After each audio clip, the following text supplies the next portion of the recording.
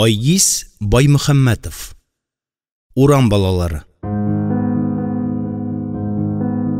Тезләрен кочаклап күшек шикелле бөгерләнеп яткан малай дер калтырап уянды. Тышта караңгы төшеп өлгергән икән. Бая 2 кат свитер киеп юрган астына төрнеп яткан иде. Суык барбер үзенекен итте. Тәне калтырый. Теше тешкә тими. Караватта ятып түзмәде малай. Өйнең икенче ягына чыгып, өстәл янына килде.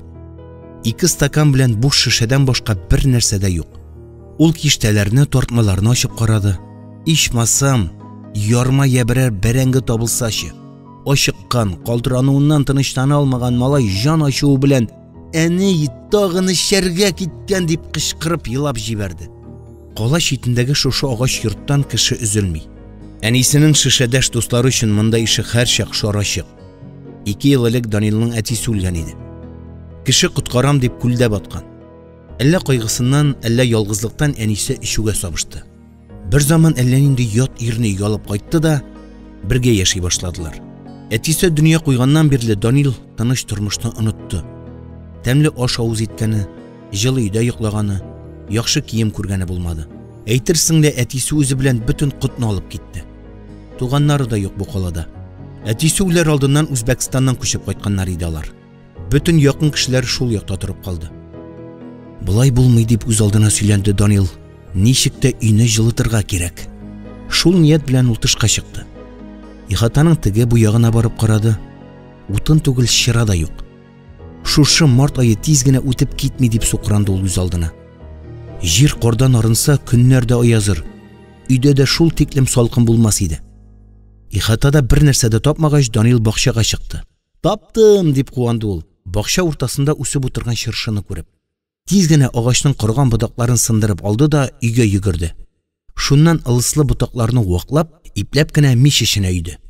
Шырпы сызып ылыска якынайтуы булды, ансы шытырдап янып та китте. И куанды малай, и сөенде. Ялкынга үчен якынайта биреп җылынырга да утырды. Тик бу шатлыгы озакка бармады. Ылыслар тиз арада көлгә әйләнеп өлгерде. Ботаклары тырпайып калды. Ут сүнде. Кәгазьләр салырга кирәк булган дип уйлады малай.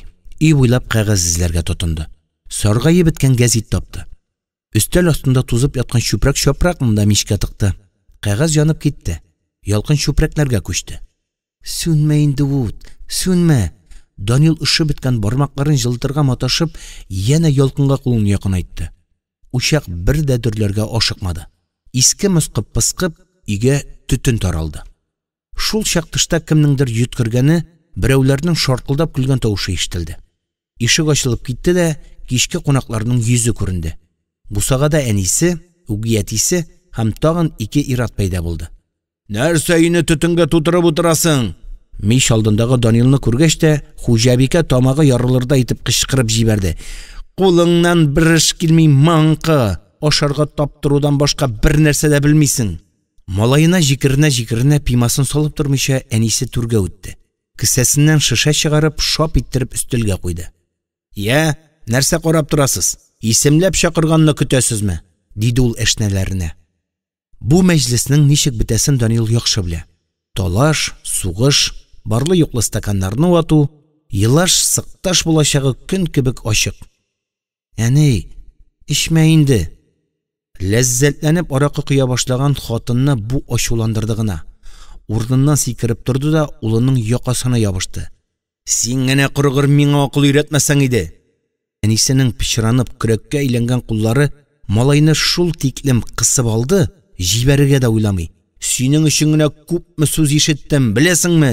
Мәктәпкә йөрмәсәң дә мин гаепле, пычрак киеп барсаң да мин, өйгә бирелгән эшеңне эшләмәсәң дә мин. Егет булып биткәнсең, һаман минем җилкәмне кимерәсең. Син туганчы мал туса, ичмасам бер файда булыр иде. Башкача үнең чыкмасын, күчек. Җанымны көйдерсәң, я сугып үтерермен. Шулай төкергән шәшә әнисе Данилны җилтерәтә бирде. Малаяның кулыннан ышкынмакчы булып тартышып маташты. Җибәр мине, җибәр. Данилның бу гамәле үгиятисенә җитә калды. Җибәр әле шул маңканы дип кычкырып әйтте. Әнисе калтыранып тынычлана алмыйча өстәл янына барып утырды. Нәрсә? Кеше булдыңмы? Куе мыйыклы, тәбәнәк буйлы, аракы исе аңкып торган ир йылан кебек ысылдап малайга якынайды. Хаман бырныңны тыгасыңмы?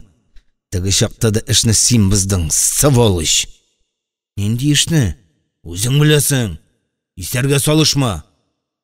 Усал караштан Данилның буыннары җебеде. Аның күзенә карамаска тырышып, башын читкә борырга да өлгермәде, шигәсенә шап иттеләр. Күз алдында очкыннар чәчрәп китте. Башы әйләнеп идәнгә тәгәрәде. Янына килеп ятыр, гафу үтенер дип, Данил яшьле күзләрен мөлдерәтеп әнисенә карады. Дөньядагы иң якын кешесе моңа игътибар да бирмәде.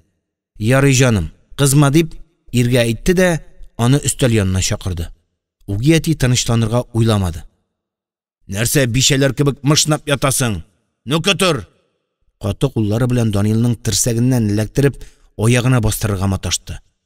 Гыжылдап җикеренә бирде. Кайчан безгә яшәргә худ бирәсең? Хөрәсән! Әниеңә тагын бер сүз әйтеп кара, суганда егам. Шул чак үте сытылырдай чиккә җиткән үги атасы өйгә тулган төтеннән чәчәп йөткерергә кереште. Бираздан "Инә нигә төтен белән тутырдың?" дип Данилны җан ачуыннан төртеп җибәрде.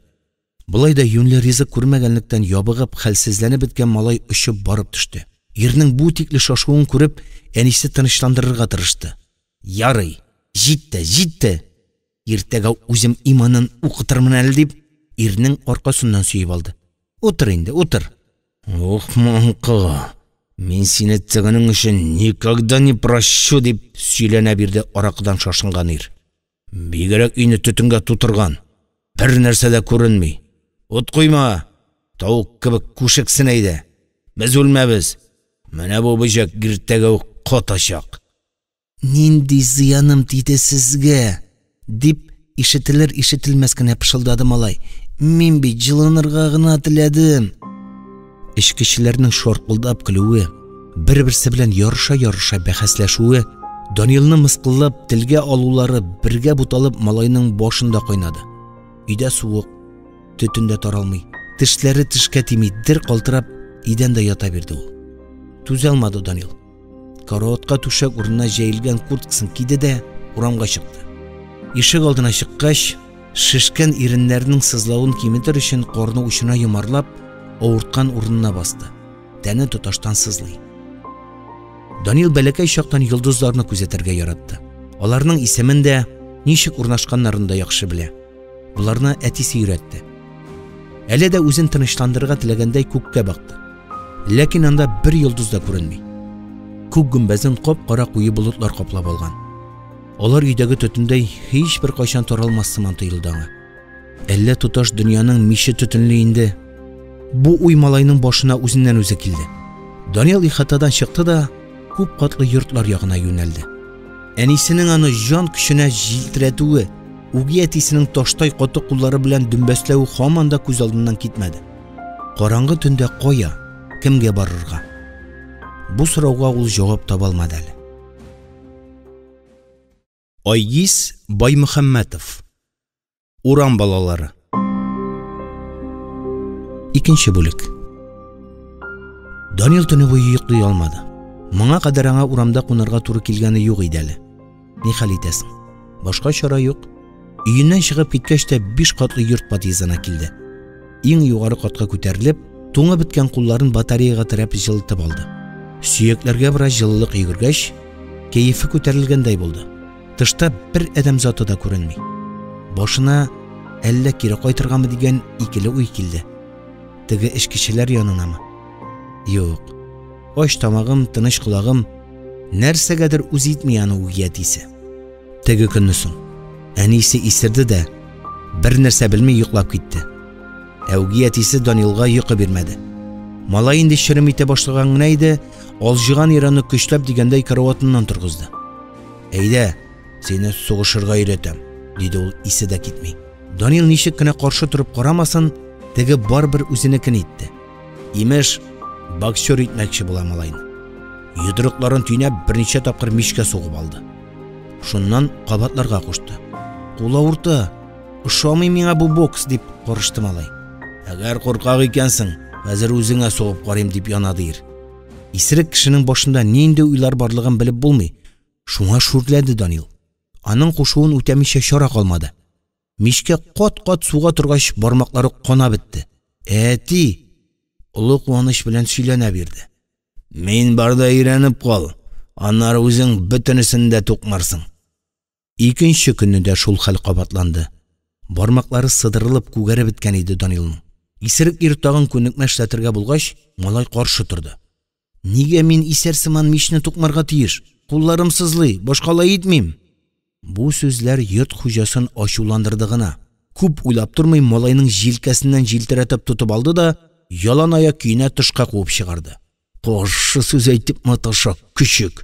Әнә тор тышта. Акылга утыргач керерсең. Кышның салкын төне иде. Данил күпме шулай киемсез торгандыр, хәтерләми. Бәлки 10 минут чамасыдыр, ләкин шул араңа мәңгелек булып тоелды. Чарасыздан түзә алмый бер аягыннан икенчесенә сикергәләде. Аякларын туймый башлагач, ушы белән аларны уып та маташты. Тик әнисе генә күрмәде улының булай изалануын.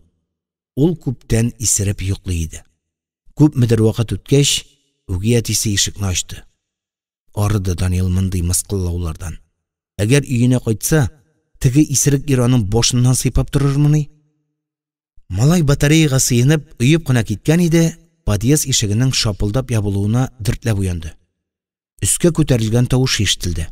Урта яшьләрдәге апа икән. "Бәй, бу кем баласы?" диде ул, малайны күреп. "Кемгә килгән идең?" "Беркемгә дә түгел", диде калтыранган тавыш белән Данил. "Җылынырга дип кенә кердем." "Алай икән. Ярый, подъездны пычрата күрмә. Югыйсә бүтән аягыңны бастырмабыз." Хатын бу малайның сукбай булуына төшенде шикелле. Югыйсә төн уртасында нинди әни баласын урамга чыгарып җибәрсен ди. Уртача буйлы, кап-кара күзле, озын кирфекле, сөйкемле генә күренгән бу малайны ханым жәлләп куйды. "Әллә ашыккансың инде?" Бу сүзләрне ишеткәч, Данилның авызына әшкелтем сыйыкча йөгерде. "Иртән ашаган идем", дигән булды малай. Күптән яхшы аш күрмәсә дә, таныш түгел апага дөресен әйтергә уялды. "Хәзер көтеп тор чак кына." Апа май ягылган 2 телем икмәк чыгарды. Хатынның фатирына кирип киткәнендә көтеп тормады ул. Тансык ризыкны кабалана ашарга тотынды. Икмәк сыныгы ләккәч, бу апага рәхмәт әйтергә дә онытты. 2 телемне Данил дигәнче ашап куйды. Идәндә кыйлган валчыкларын да чүпләп капты. Иштән генә теге мәрхәмәтле апага кат-кат рәхмәт укыды. Тик тамагы туймады. Тагын да ныграк ашыйсы килде. Бәлки, тагын берәрсе өенә соңлап кайтыр. Шул кешедән сорармын дип уйлаган иде дә, бүтән подъездга кирүче булмады. Таң аткач малайның ашау теләге артканнан арта барды. Башы әйләнә, эше шәнчеп куя. Күзен йомса, аның алдында зур күмәч яткан кебек. Ахырда кичәге икмәк биргән апаның ишеген шакыды. "Бәй, син һаман мондамыни?" диде малайны күреп эшкә кабаланып йөргән хатын. "Апа, берәр телем икмәгегез булмасмы? Эй Хода, ни булды бу дөньясына? Кая карама ятимнәр? Берәүнең беркемдә эше юк." Хуҗабикә башын селкетте дә кирип китте. Иртән генә пешергән 2 йомырканы тәлинкәгә салды, икмәк телеп май якты. Ишек төбендә күзләрен мөлдерәтеп торган малайга сыйым бирәм дип подъездга чыккан иде, күршесенә тап булды. Ул алама киенгән малайны ризык тоткан күршесен күреп, котырынды да китте. "Гомер бакый теләсә кемне подъездга ияләштерәсең", диде ул Данилның кичәге танышына. "Шул сукбайларның монда кирип эшчү, пычратулары гына җитмәгән, тагын ашатып маташасың. Син баланы эш кешеләр белән бутама, яме? Аның сиңа ни зыяны тигән? Яклама шуларны. Әнә почта тартмасына хат салырга әмәл юк, ут төртәләр дә китәләр. Идәнне көнбагыш кабыгы белән кем тутыра дисең?" "Куй күрше, син кеше хәленә керә белмисең." "Җитәр, подъезд буенча мин җаваплы", диде теге хатын авызын учлайтып. Шуннан Данилга якыная төшеп, аны куарга тотынды. "Хәзер үк изең булмасын. Югыйсә иремне чакырам. Бар, турма монда теләнеп." Айгиз Баймөхәммәтов. Урам балалары. Ризыкны кулына да алып өлгермичә, Данил усал апаның әрләвеннән куркып, чыгып сыпыртты. Йорттан чыккач та, кая барырга икән дип аптырап торды. Беркемгә дә кирәкмәгән, дөньяда бөтенесенә дә кымачаулаган көчек кебек хис итте ул үзен. Шушы уйларга бирелеп, Авыр тын алды да каршыдагы йортка таба атлады. Малай бүтән якка китергә җыенганда гына күзенә катыргы тартма чалынды. Игътибар итмәслек тә түгел. Теге нәрсә я алга, я артка таба хәрәкәт итә. Бу нәрсә икән дип гаҗәпләнде Данил. Бәлки җилгә шулай? Алайса бер якка гына шуар иде. Әнә бит, уң якка борылды. Тагын алга шуа башлады. Менә сиңаме. Малай түзмәде, бурнын каплады да янына барды. Тартманы күтәреп җибәргән иде, дирт итеп калды. Аның алдында шем кара төстәге матур гына көчек уйный башлады. Күрәсең, шушында ризык эзләп йөргәндә ялгыш тартма каплаган да куйган. Күзләре сыры, үзе кап-кара, бәләкәч кенә койрыгын уңга-сулга селтәгән була. Данил көчекне кулына алды. Аның маңгаенда йолдызы кебек ап-пак билгесе бар. Малай аны яратып сыйпап алгач, көчек иркәләнде дә китте. Сине дәниең ташлап киттеме, бахыркай, дип эндәште Данил. Көчекнең хәленә кергәндәй. Курыкма, бәләкәчем. Мин сине үземә дус итеп алам. Мин Данил булам. Ә синең исемең ничек? Нигә шул кадәр аптырап карыйсың? Белмисеңме исемеңне? Алайса сиңа Йолдыз дип кушам. Ишеттеңме? Йолдыз. Әнә, маңгаеңда нинди зур йолдызың бар. Малайның шулай сөйләнә-сөйләнә йомшак кына сыйпавыннан көчек күзләрен йомып рәхәтләнеп иркәләнә бирде. Шул чак зур гына этнең ырылдап туп-туры аңа таба килүен күрде. Малайны тешләргә тырышып ажгырып килә. Данил коты очып көчекне кулыннан ычкындырганын сизми дә калды. Ә Йолдыз бер нәрсә дә булмагандай теге эткә барып сарылды. Онсы һаман тынычланырга уйламый. Данил читкә качкач кына басыла төште. Шуннан эт көчеген иркәләп ялап алды. Данил яңа гына танышып өлгергән дустыннан һич кенә дә аерылырга теләмәде. Читтән генә күзәтә бирде. Сокланып ничектер көнләшеп карады ул көчек белән эткә. Әнисе янында булгач, Йолдыз я оңна бала, я аның аягын тешләп маташа. Әнисе яратып кына колагыннан тешли, аркасыннан ялый. Читтән генә карап утырып түзмәде Данил. Көчекне үзенә ияләштермәкче булып, шым гына чакыра башлады. Йолдыз, Йолдыз, кил. Малайның бу кыланышын күреп, эт сагая төште. Колакларын тырпайтты. Ә Данил һаман үзенекен кабатлады. Йолдыз, кил. Малайның иркәләп нозлавы шап калган күрәсең. Көчек әнисе алдында уралды да, туп-туры Данилга таба йөгерде. Кил, дип аны дәртләндерде малай. Йолдыз уйнаклап, шатлыгын яшерә алмый, бәләкәй генә телен чыгарып килеп тә җитте. Кешенең үзен булай тотуына аптырап куйды әнисе. Шулай да көчегеннән калмады. Аңардан 3 адым гына туктап, күзәтеп торды. Кешенең көчеккә карата ихласлыгы, изге нияте йөзенә чыккан иде. Көнләшүен яшерә алмаган эт ырылдап куйды. Ә көчеге моңа игътибар итми дә. Малайның аяк арасында бутала. Аңа өрүп маташкан була. Бу кешенең бер зыяны тимәячәген сизеп, эт тынычланды. Ачуланма инде миңа, диде Данил кап-кара эткә карап. Мин бит аны ялгызы дип уйладым. Ә син миңа ташландың. Малайның үпкәләгәндәй тыныч кына сөйләгәннәрен эт башын я уңга, я сулга борып тыңлады. Телисеңме? Икегезне дә үземә дус итеп алам. Көчегеңә Йолдыз дип куштым. Ә син әйтимме кем буласың? Бераз уйланып торгач шатланып, Юлдаш диде. Шулай җайлап кына эткә якынлашты Данил. Яңа гына кушамат алган Юлдаш карышмады. Малай курка-курка гына кулын этнең аркасына салды. Ипләп кенә сыйпап алды. Хәзер ялгызым түгелмен, дип шатланып сөйләнде малай. Мин бәхетле, бер көн эчендә Йолдызлы да, Юлдашлы да булдым. Шатлыгыннан ул контейнерлар янына нәрсә өчен килгәнен дә онытты. Шулай яңа юлдашлары белән уйный торгач, корсагы туктаусыз быгырдана башлагач, аш икәнлеге исенә төште. Кичә үги әтисе сугудан ярылган иреннәрен ялап куйды. Сез миңа үпкәләмәгез, зинһар, диде Данил. Бер телем икмәгән булса, эшебезгә дә уртак бүлеп ашар идек. Юк шул, шанмыйсызмы? Менә карагыз, дигәндәй, кесәсен әйләндергән иде, аннан икмәк балчыгы җиргә сибелде. Эт сискәнеп китте. Бая җилеп килгән ягына чапты. Күпмедер баргач, авызына нәрсәдер эләктереп, кире булар ягына йөгерде. Данил этнең авызында нәрсә икәнен күргәч аптырап калды. Юлдаш бер бөтен икмәк кабып алган. Эт икмәкне малайның алдына салды да, берничә адым артка чигенеп, җиргә ятты. Бу хәтледә ап-пак зур икмәкне кулына алгач, Данилның ишенә җылы йөгерде. Ул икмәкне сындырып бер өлешен көчеккә бирде дә, кабалана зур кисәкне ашый башлады. Ах, тәмле! Ах, тәмле! Юлдаш улы канәгатьле хисе кичергәндәй киерилеп, кеше белән көчекнең тәмләп икмәк ашаганын күзәтте.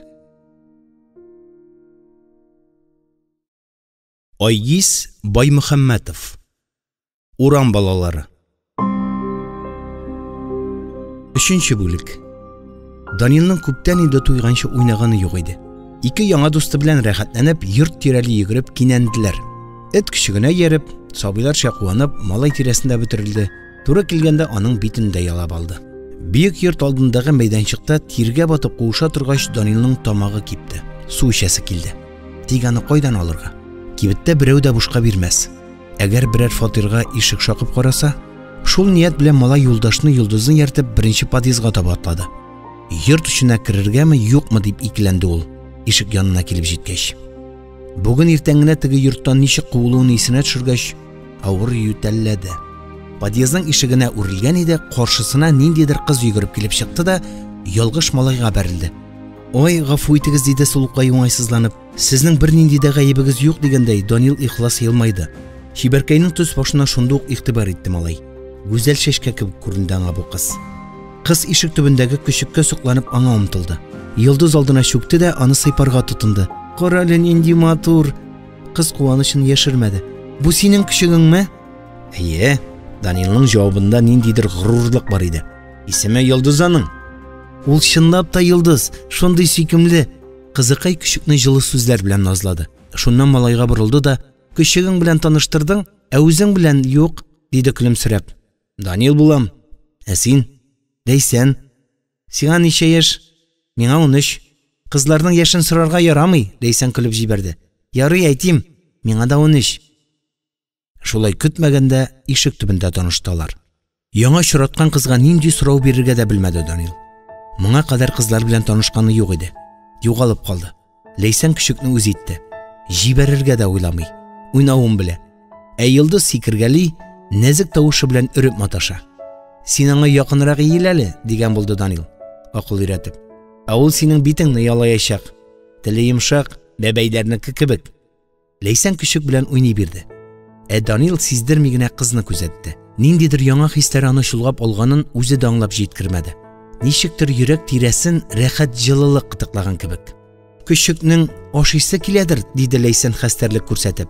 Данил шул вакыт су сорарга ниятләде. Юк, рәхмәт, без ашап алдык, диде ул ялчаңына.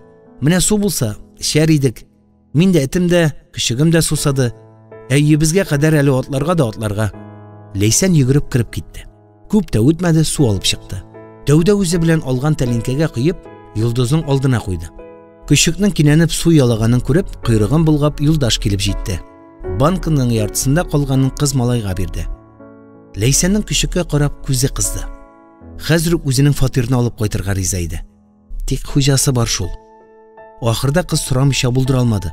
Данил, синең биретең бар бит, әллә көчегеңне миңа бирәсеңме? Бу сүзләрне ишеткәч, малайның төсе үзгәреп китте. Юк, юк, юк, ул минеке, берәүгә дә бирмим. Кыз үзе дә әрсезлегенә уңайсызланганда итте. Борчылма, дип ятты малай. Мин шушы тирәдә еш булам. Теләсәң Йолдыз белән бергәләп уйнарбыз. Ләйсән куанып елмаеп җибәрде. Шулай озак кына ишек алдында тордылар. Көчектән аерыласы килмәде кызның. Айгиз Баймөхәммәтов. Урам балалары. Данил Ләйсән белән хушлашкач, базар ягына юнәлде. Андагы рәтләр яныннан кат-кат үтте. Бигрәк тә икмәк, төрле җиләк-җимеш сатылган урыннарда озак торды. Эт белән көчек тә әйдә шул тәм-томнарны ашап алыйк дигәндәй янында уралдылар. Эх, беркем дә хәленә керми шул малайның. Шушы калачларга, конфет печеньеларга караганда, авызына су җыелганын ичмасам берәрсә сизсә иде. Тегеләй болай йөри торгач, кич тә якынлашты. Тирә-якны караңгылык баса башлады. Данил бәләкәй чактан караңгыдан курка. Ниндидер шайтаннар, җен-пәриләр кич ауга чыга имеш дип ишеткәне бар. Бүген төнлә кайда йоклармын икән? Суыкта урамда туңмасам ярар иде дигән уй башында урала. Йоклар урынның булмавы аны бөтен шайтаннардан да ныграк куркыта. Бүген икенче йортның подъездына кирип карыйбыз, дип эндәште ул янында торган 4 аяклы дусларына. Бераз уйланып торгач, бийек йортлар янына юнәлде. Ә Йолдыз белән Юлдаш аннан бер адымда калмады.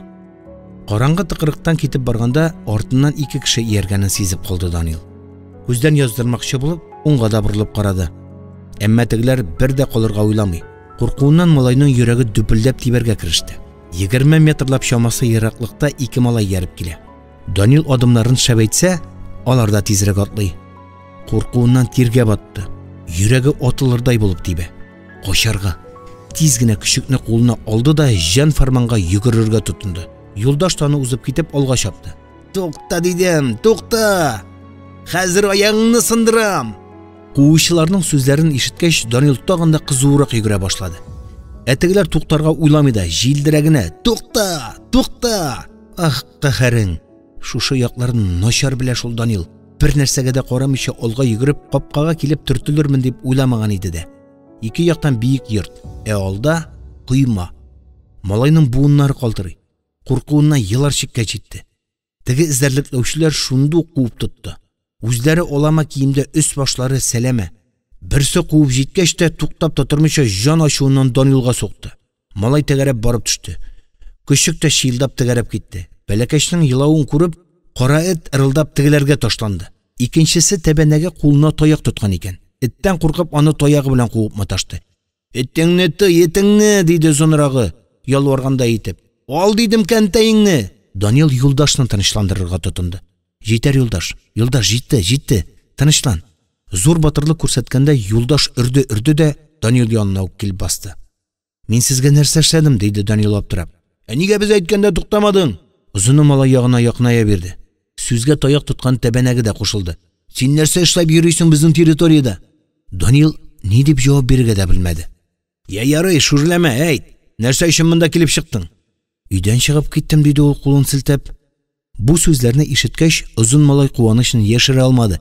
«Булай булгач, үзебезнең патсан булып чыгасың бит. Нигә күптән әйтмәдең аны? Димәк, дус булыйк». Тәбәнәге исәнләшер өчен кулын сузды. «Без сине берәр дабыйчы дип уйласак?» Данил икесе белән дә кул биреште. Сүзне озыны дәвам итте. «Әйдә, танышыйк. Мин цыган, 15 яшь. Ә мин Орех, 12 яшь», дип кушылды тәбәнәге. «Ә синең кушаматың бармы?» «Исемем Данил, 13 яшьтәмен. Ә нигә исемегез шундый сәер?» «Сөйләсәң озын инде. Курыкма, сиңа да кушамат табарбыз», диде, үзен цыган дип таныштырганы. «Син Теплицадан качкансың инде?» Аңламадым дигәндәй бош какты Данил. «Теплица димәк ул өй». Якыная биреп, Орех төшендерергә тырышты. «Теплицада кыяр, помидор кебекләрне үстерәләр бит. Өйдә дә шулай. Андагы малайлар, кызлар әзергә яши. Ә без үз тамагыбызны үзебез туйдырабыз. Син, Данька, хәзер кая барырга уйлыйсың?» «Әллә караңгыда ялгыз йөрү куркыныч. Киттек». Безгә яр дигәнне ишарәләп, цыган алгамлады. «Беләсеңме, безнең нинди әйбәт урыныбыз бар», диде Орех. «Күпләр шунда яшәргә хыяллана. Беркем дә сиңа шулай, былай дип акыл өйрәтмәс. Мәктәпкә бар диюче юк. Күпме телисең, шул хәлдә йоклыйсың. Җылы, беркем дә борчымый». Шушы караңгы дөньяда тагын кая барасың дип уйлады да Данил малайларга иярде. Айгиз Баймөхәммәтов. Урам балалары. 4-нче бүлек. Әллә ни ерак китәргә туры килмәде.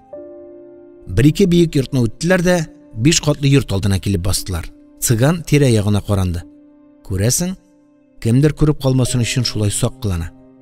«Бу турыда беркемгә дә сөйләргә тиеш түгелсең. Секретный объект», дип җитди генә эндәште Данилга. «Ярый. Әгәр берәрсен әйтсәң, үзеңә үпкәлә». Орех дигәне сүзгә кушылды. Подъезд янында подвалга төшә торган урын бар. Цыган аны ипләп кенә ачты да эшкә үтте. Малайлар да көчеге белән эт артыннан иярде. Үзенең өен Данил ничектер котсыз пычрак итеп күрә иде. Юк, ул ялгышкан икән. Менә бу ичмасам шайтан уясы. Кая карама чүп-чар, шешә савытлары, чүпрәк-чапрак тузып ята. «Шушы була инде безнең өй». Цыган елмаеп, яшәгән урыны белән таныштыра башлады. Ничек атырга бу урынны? Бүлмә дисәң бүлмә түгел, келәт дисәң аңа да охшамаган. Гади генә күп катлы йортның ташландык подвалы. Монда кешеләр кирип йөрми. Сантехниклар берәр авария була калса гына төшәләр. Монда Цыган белән Орех хуҗа. Күрәсең, алар инде монда бүген генә килмәгәннәр. Өйне үзенчә байтып та өлгергәннәр. Ятар урыннары шушыдыр дип уйлады Данил. Кайдандыр җимерелгән шифоньерның ишеген дә алып килгәннәр. Астына кирпич салып, аңардан өстәл ясаганнар. Агач тартма да бар. Анда күрәсең ризык саклыйлар. Өстәлдә торган буш банкалар савыт хезмәтен үтиләрдер. Ничек кенә ямьсез куркыныч күренмәсен, иң мөһиме монда җылы. Уты да бар. Якты. Тагын нәрсә кирәк? Урам суыгында күренеп йөргәнче, монда утыруың мең артык дип уйлады Данил. Хәер, шул ук уй Сыган белән Орехны да монда алып килгәндер. Запасын чыгар әле, Сыган генә боерды. Кунак күрсен ничек яшәгәнебезне. Орех аның өйрәткәннәрен үтәргә генә тора. Агач тартманың иченнән пакет чыгарды. Ул пакет сыйлыгына булып чыкты. Өстәлгә икмәк, балык консервысы, колбаса кунаклады. Аларны бүлеп чыккач, Орех ашарга чакырды. Да, булар яхшы яши дип уйлап куйды Данил. Мондый син әле кайчан күргәне бар? Булар кайдан? Шул сорауны гына көткәндәй, Орех йотлыга сөйләргә тотынды. Кичен урамда йөреп ятабыз. Ниндидер исерек ир китеп бара. Бахыр аягында да басып тора алмый. Кулында зур пакет. Теге чак кына бара да йыгыла, тайгак. Аны бүлдереп Сыган дәвам итте. Тегенең артыннан калмаска булдык. Тик урамда кешеләр күп. Шуңа артык якын барасы килмәде. Бер заман теге исерек караңгы урамга борылды. Тиз генә кулыннан әйберләрен тартып алдык да сыпырттык. Бу әле пуштак. Анда тагын шоколад, конфетлар бар иде. Аша бетердек. Сыган бу төркемдә башлык икән.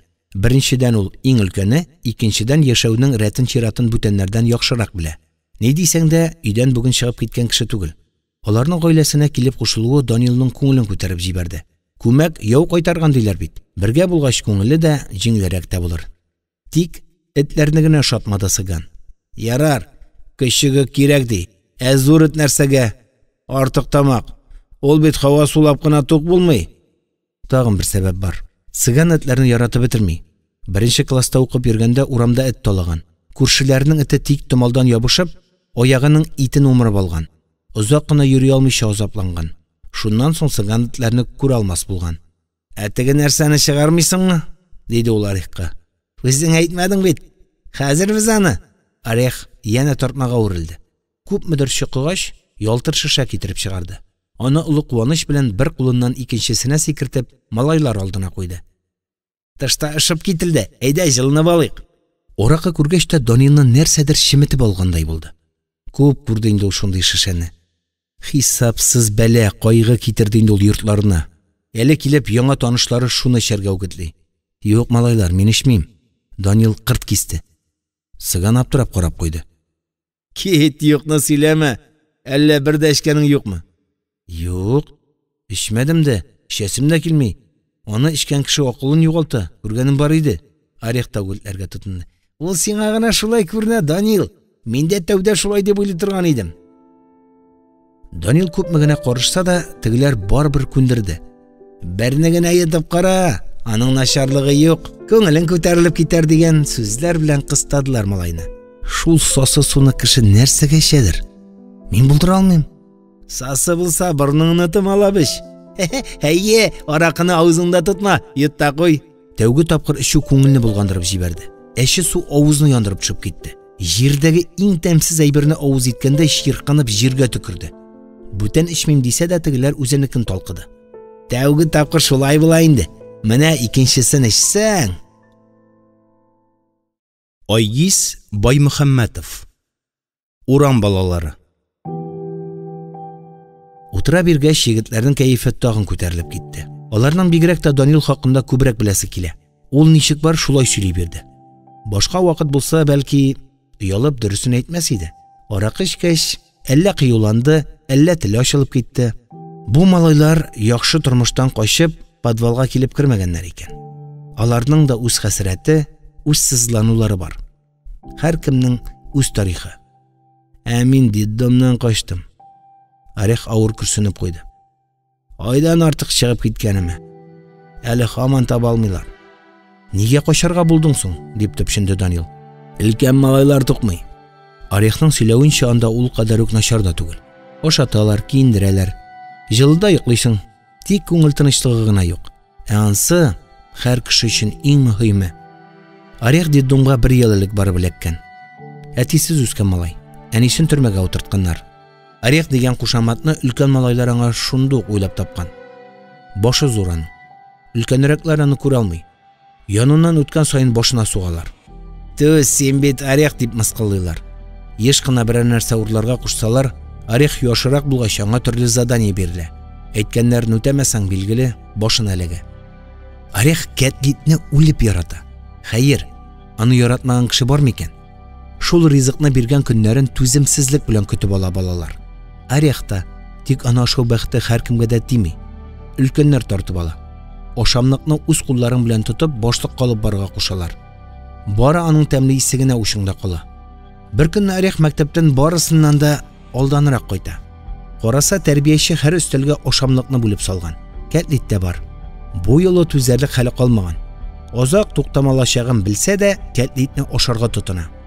Эх, аның тәмлелеге ите авызда эреп кенә тора. Сутасың. Үзенекен ашап бетергәч тә туймый Орех. Ахырдан кыяр кыймас кына күршесенең Кәтлитенә үрелә. Ансында эх дигән шашап куя. Күз теге Кәтлитләргә һаман кызыга. Туктар әмәл юк. Малай тагын берәүнекенә омтыла. Тагын. Шулай 10 кешенең өлешен. Хәтта онытылып китеп башлыкныкында. Аша бетергәч ашханадан чыгарлык хәле калмый. Эше туп сыман була. Көч хәлгә ял итеп торыйм әле дип өстәл астына төшеп ята һәм шундук йокыга китә. Малайлар аны өстәл астыннан сөйрәп чыгаралар. Орех, хәзер башыңны гына түгел, кырсыгыңны да ярабыз дип сырып ала аны төркемдәшләре. Нык эләгә Орехка. Күмәкләшеп тукмыйлар. Һәркем башын эләктерергә тырыша. Ул минутларны искә төшерсә, әле дә дертләп куя малай. Тукмалудан башы күгәреп шешенеп бетә. Детдомдан көн юк. Бердән бер котылу юлы. Качу. Цыган. Аның чын исеме Тимур. Тик аны малай сирәк куллана. Кушаматы үзенә дә ошый. Ниндидер горурлык белән йөртә. Тимур күп балалы гаиләдән. 5 бала арасыннан иң өлкәне. Әнисе белән генә яши. Үзенең әтисен хәтерләми. Шулай да әнисенең ялгыз яшәгәне булмаган. Бер артлы ирләр аларда тукталып торган. Яңа әти килгән сайын сеңлесе, энеләре арткан. Бу җәһәттән Данил белән язмышлары охшаш. Тимурның да әнисе эчәргә ярата, өйдән кунак өзелми, туганнары юньле карау күрми. Цыган дигән кушамат бирүләре Тимур мәктәптә үзенә шөгыль табып ала. Бәләкәй малайлардан акча талый. Күпләре куркып үзләре китереп бирә. Кайбер укучылар мәктәптән кайтып килсә, тегеләрне стенага тери дә кесәләрен капшый. Нәрсә таба, үзенә ала. Шуңа классташлары аны Цыган дип атый башлый. Тышкы кыяфәте белән дә аларга охшаган. Бөдрә чәчле, коңгырт күзле, күзләр уйнап тора. Узак котырырга туры килмәде Цыганга. Кемнеңдер әнисе полициягә язып биргән. Китте шау-шу. Әллә ничә көн йөрттеләр Тимурны. Зыян күргән бөтен укучылардан аңлатма алдылар. Котырып туйдың малай, инде балалар колониясына җибәрәбез сине ди мәктәп директоры. Тимур нишләргә белми. Башына төрле уйлар килә. Хәтта күпердән сикерергә дә ниятли. Әнисенә әйттең ни дә әйтмәдең ни. Аның үзе рәхәте. Үзенең авызына үзе хуҗа була алмый. Белгәне эчү. Цыган балалар арасында ничек кенә эре булып кыланмасын, директорның әйткәненнән шүрли. Шуңа беркем дә тапмасын дип, бүтән калага качарга була. Менә инде подвалда 3 үсмер. Өчесенең дә үз тарихы. Авыр язмыш. Гаилә фаҗигасы берләштерде, дуслаштырды аларны. Әйдә, тагын кыярык. Бите кызарган Цыган дустын ашыктырды. Сөйли башласаң, сүзең бетмәс синең. Малайлар тагын күтәрде. Бер-берсен бүлдереп сөйләргә ашыкты. Алар берчә шаркылдап көлде, берчә сулкылдап елады. Тагын берәрне күтәргәч Данилга кинәт кыен булып китте. Аяк астындагы җир чайкалгандай тоелды. Баш әйләнә. Күз алдында туман. Ишендәге булган бар нәрсәсе укшытып тышка чыгып килә. Малайларның йөзе дә икшәр булып күренә. Нидер әйтәсе килә. Тик теләйләнми. Нәрсә булды соң? Әллә үлү дигәннәре шушы инде дип курыкты Данил. Читкә китеп хаҗәтен үтәргә теләгән иде, тик аяклары тыңламады. Урынында утыра бирде дә матраска ауды. Исерүнең нәрсә икәнен белми иде әле ул. Әгәр иртәгесе ничек кыен булачагын белсә, бәлки тотмас та иде бу аракыны. Айгиз Баймөхәммәтов. Урам балалары. 5-нче бүлек. Бергәләшеп яшәүгә 2 айда үтеп китте. Салкын көннәр артта кала бара. Алда матур җәй. Тик гел бер кием белән генә йөрү ят. Өйгә кайтып алыштырырга кирәк. Данил бу хакта күптән уйлап йөри иде. Менә ниһаять тәвәккәлләргә булды. Өметсез шайтан гына диләр. Бәлки, әнисе акылына килеп яхшы итеп яши башлагандыр. Бәлки, Данилны эзләп арыгандыр. Дөресен әйткәндә, мондый тормыш малайның үзендә ялыктырды. Подвалда яшәүмени? Юнда ашау юк. Һәр чак хәвеф. Иртәгесе көннең караңгы. Туган йортына якынлашкан сайын йөрәге дөпелдәде. Юк, кабат әйләнеп бармас инде ул теге дусларына. 2 ай урамда йөрде. Җиткән. Кешечә яши башларга кирәк. Мәктәптә укуын да дәвам итәр. Аның бит хыялы бар. Әтисе шулай тели торган иде. Эх, әтисе исән булса, минем улым төзүче булачак. Менә күрерсез, калабызда биек-биек йортлар салып куяр әле дип кабатларга ярата иде ул. Әйе, әтисе нигәдер улының нәкъ төзүче булуын нык теләде. Хәзер барысы да җитәкче булам дип тырыша. Эш эшләргә кешеләр калмады дигән сүзләрен яхшы хәтерли. Бу һөнәр Данилның үзенә дә бик ошый. Тик булай укымыйча урам буйлап йөрсә, хыялы ничек тормышка ашсын. Шушы турда уйланып, әтисенең рух алдында уялып куйды ул. Өйләре каршында кызыл машина күргәч, авызы ярылды. Еракта яшәгән берәр туганнары килгән мәллә? Өйдә танымаслык булып үзгәргән, агач капкалар тимергә алыштырылган, тәрәзәләрнең рамы матур итеп буялган, хуҗа кулы тигәне беленә, өй әллә кайдан балкып тора. Тик менә капканы булай гына ачармын диме? Кыңгырауда эшләп куйганнар. Данил төймәгә басты.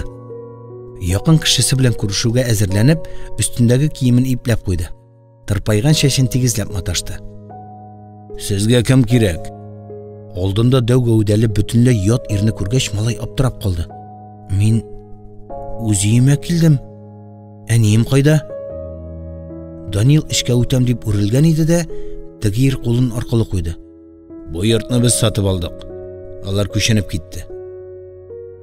Көтелмәгән хәбәрдән малайның буыннары йомшарды. Кем сатты? Ул бит безнең өй. Белмим. Элекке хуҗалары ниндидер ташландык авылга күченеп киттеләр. Алдашма, бу әтиемнең өе. Еллар чиккә җиткән малай җан көченә ирнетеп, эшкә үтәргә маташты. Теге үз урынында каты торды. Ныкыш малайны җиңелчә генә селтәп җибәрде. Башка килеп йөрмә. Монда хәзер мин хуҗа. Алдында ишек шап итеп ябылды. Инде Данил барысын да аңлады. Менә ни өчен үги әтисене күрә алмаган. Монда килеп әнисе белән яши башлагач та өйне сатыйк дип аптыратты. Әнисе ризалашкан иде дә, бөтен планнарын Данил бузды. Жан фарманга кала хакимиятенең опека бүлегенә йөгерде. Ничек бар түкми чәчми сөйләп бирде. Ул вакытны йортны сатырга ирек бирмәделәр. Закон Данил ягында булып чыкты. Балык булмаган бала барда, мондый эшкә рөхсәт булмады. Опека бүлеге мәсьәләне үз күзәтүенә алды. Менә шуның өчен үги әтисе нык ачуланды. Малайга көн күрсәтмәде. Тегетлегең өчен не прощу, диде. Инде төшенде Данил. Бәләкәй чактан ук таныш урыннан булай гына китәргә ашыкмады үсмер. Күршеләренә сугылырга булды. Аңа бер генә сорау тынычлык бирми. Әнисе ничек итеп йортны саталган? Данилга 18 яшь тулмыйча аны эшли алмыйлар бит. Теге ятсыз ирнең эшедер. Бәй, син монда нәрсә эшләп йөрисең? Авылга күчтегез түгелме дип аптырады күршесе. Юк, күчмәдек. Мин бит алдыгызда басып торам.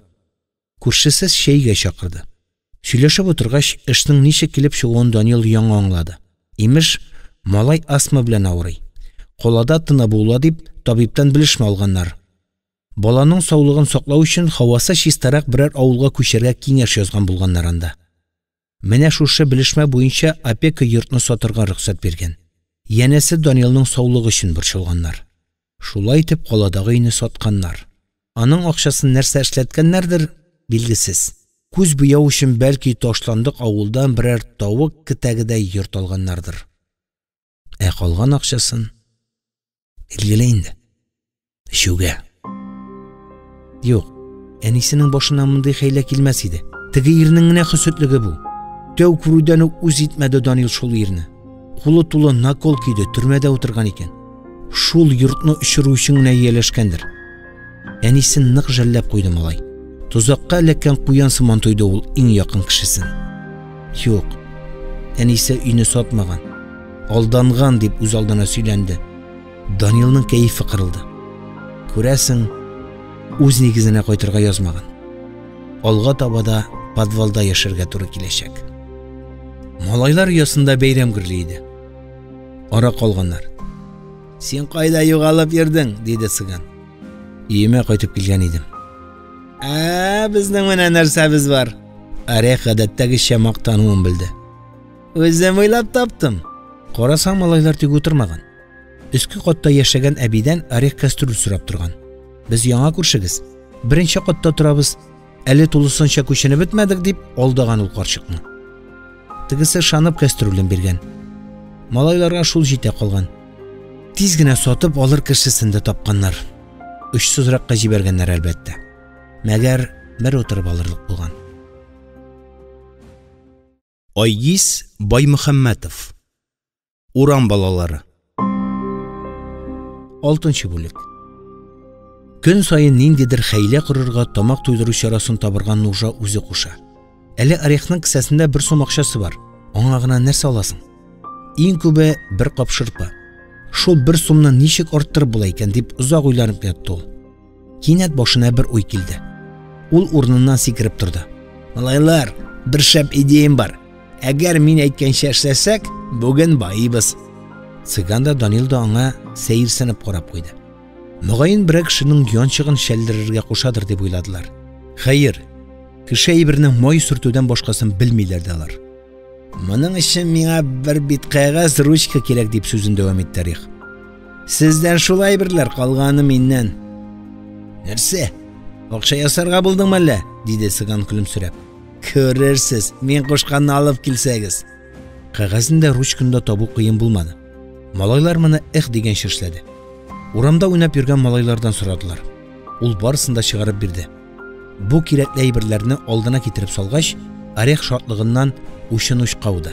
Акча сурәтләрен төшерергә талантым юк. Тик башка нәрсәгә башым эшли. Хәзер күрерсез. Орех җиддилеге белән эшкә тотынды. Тәүдә кәгазьне бәләкәй кисәкләргә бүлгәләде дә, һәрберсенә 50 тиен дип язып чыкты. Барлык кәгазьдә дә бер үк язма. Шуннан аларны язу күренмәслек итеп бүгәрләп, кәпәчнең ишенә салды. Киттек минем арттан. Лотерея уйнатабыз дип боерды ул дусларына. Тегеләр аның артыннан йөрде. Кесәсендә яткан бер тәңкәгә Орех кат-кат карап алды. Менә бу минем байлыгым дип сөенде. Юл уңай бер кибеткә кирип чыкты. Бер сумлыгын ваклатып, 50 тиенлек 2 тәңкә алды. Нинди лотерея тагын, әйт безгә. Данил Орехның бу аңлашылмас кыланышларыннан ярсыды. Без нигә синең арттан сарык сыман ярып йөрибез? Аны Цыган да җөпләп куйды. Нигә эндәшмисең? Кая алып киттең безне? Сабырлык, тагын бер кат сабырлык. Хәзер күрерсез. Орехка ярып бара торгач, бөтенләй икенче урамга килеп чыктылар. Бу якталарның күптән булганы юк. Биек йортлар арасындагы зур мәйданчыкта балалар туп-тулы. Мәктәп яшендәге балалар шыр-шу килә. Берәүләр турникта төрле күнекмәләр ясый. Икенчеләре туп тибә, өченчеләре куышлы уйный. Орех малайлар күпләп җыелган җиргә барып басты. Тегеләрне үзенә якынрак чакырып алды да, кинаяләп сөйләргә тотынды. Дуслар, кем лотерея уйнарга тели? Барысы да ишетсен дип, тавышын көчәйтте. Алдан әйтәм, берәү дә оттырмаячак. Мондай хәбәргә бүтәннәрнең колагы тырпаеп калды. Орехны тирә-яктан балалар уратып алды. Мин уйныйм, миндә! Күпләрнең кызыксынуын күреп, Орехның ишенә җылы йөгерде. Эшләр булай уңай барса, чынлап та акча керәчәк. Шартларымга диде ул. Уйнаучының хакы 1 сум тора. Түләгез дә, шушы кәпәш ишеннән кәгазь кисәген чыгарыгыз. Анда бүләкнең күпме икәне язылган. Күпме утырга була? Кемгә ничек туры килә? 10 сум, 50 сум, хәтта күбрәк тә. Әнә күрше урамда бер малай 100 сумны эләктерде. Балалар җанланып китте. Кемдер кесәсеннән булган акчасын чыгарырга ашыкты. Икенчеләре әнисеннән сорарга дип өенә йөгерде. Уен кызу башланып китте. Шунда ук ике кеше лотерея алып бәхетен сынап карарга булды. Сыган белән Данил бер сүзсез эшне читтән күзәтеп торды. Балалар кәпәштәге кагазны алып язманы күргәч, авызлары салынды. 50 тиенгене. Минем дә шулай. Монда ишракта үзеңне ничек тутырга икәнен Орех яхшы белә. Иң мөһиме югалып калмаска. Кесәсендәге 2.50 тиенлек тәңкәне чыгарып, тегеләрнең учына салды. Лотерея булгач шулай була инде. Барысына да зур акча тәтесә, кызыгы бетә.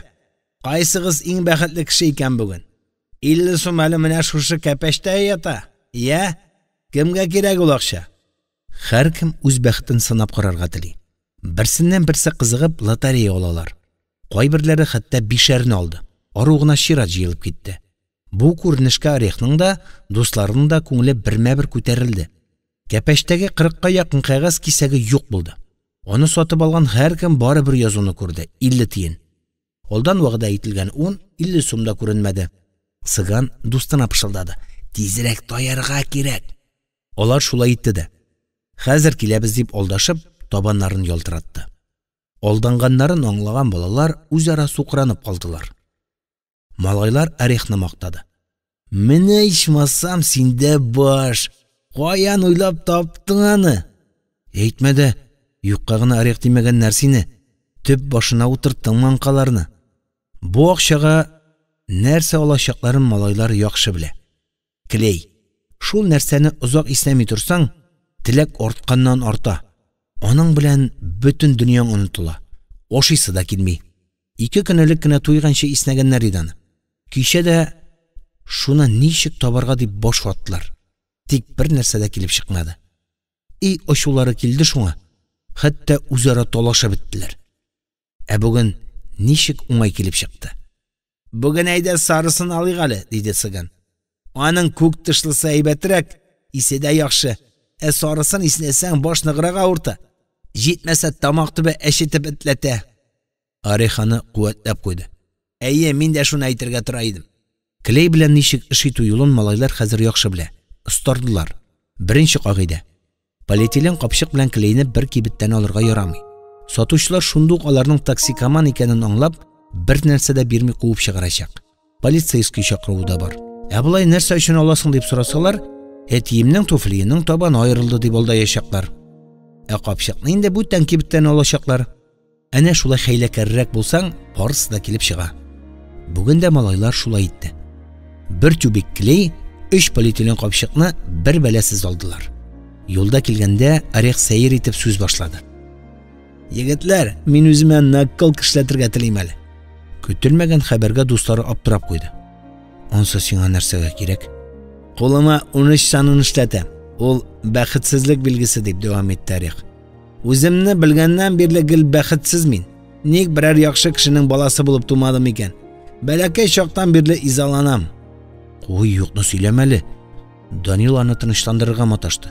Барысы да алда бит. Мин мәсәлән андый соннарга ышанмыйм. Мин ышанам. Орех сүзендә нык торды.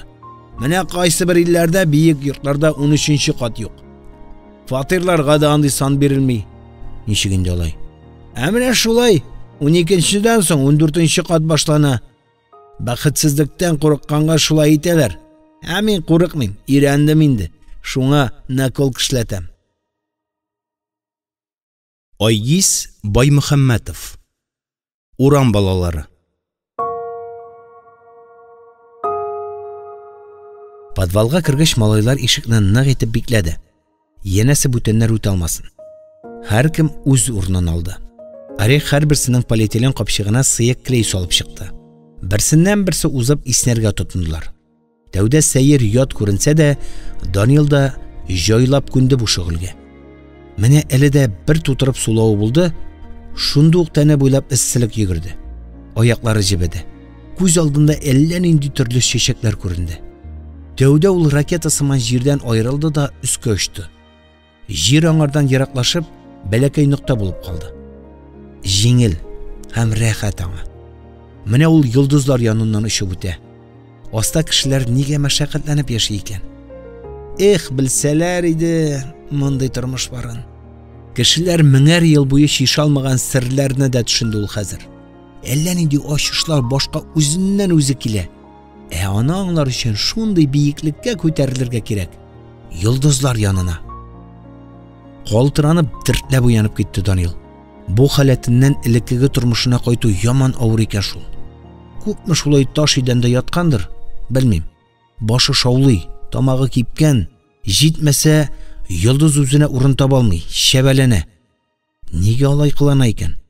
Ачуны китереп, үзәк-үзәрдә итеп улавын әйтәле. Данил тирә-ягына каранды. Сыган да капчыгын тоткан килеш йоклап киткән. Данил аның битенә сугып уятырга тотынды. Башол, дип аңлаешсыз гына әйтеп сөйләнде тегесе. Ахырда Орехны уятырга булды. Ул да күп иснәгән күрәсең. Комсызланып башын капчык эченә тыкканда, шул килеш йоклап киткән.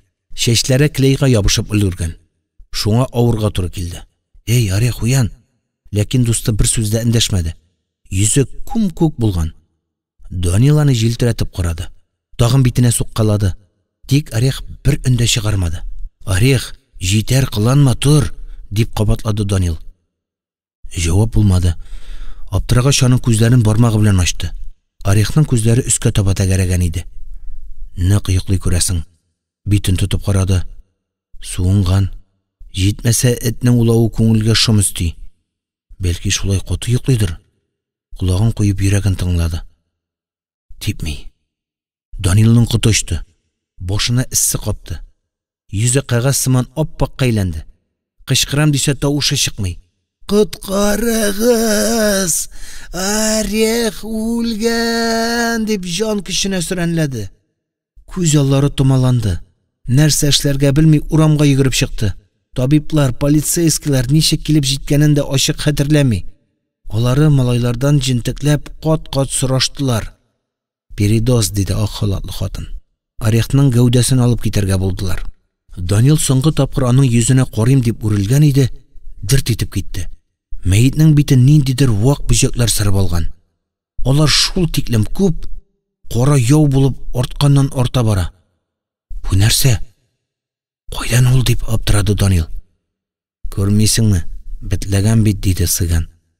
Элек ишеткәнем бар иде. Димәк, шул сөйләгәннәр дөрес инде. Кеше үлсә, тәнендәге битләр өскә калкып чыга ди. Ярар, җитте. Тоже нашлись тут ученые. Полицейский сукранып, мәетнең өстен япма белән каплады. Орехны моргка, Сыган белән Данилны полиция бүлегенә алып киттеләр. Малайларнан тиз генә җибәрергә ашыкмадылар. Әллә күп аңлатма алдылар да бикләп куйдылар. Иртәгесе көнне генә чыгардылар. Данил хәзер үзенә урын таба алмый.